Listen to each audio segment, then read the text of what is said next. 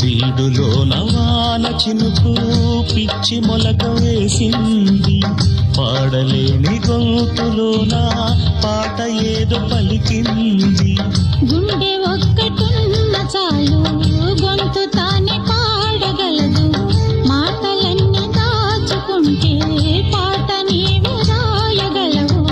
రాత రాని వాడి రాత దేవుడేమి రాశాడో, చేతనైతే మార్చి చూడు వీడు మారిపోతాడు, మనిషవుతాడు.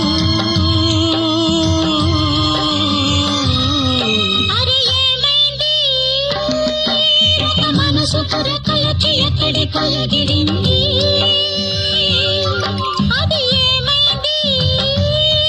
తన మనిషిని వెతుకుతూ ఇక్కడొచ్చి వాలింది.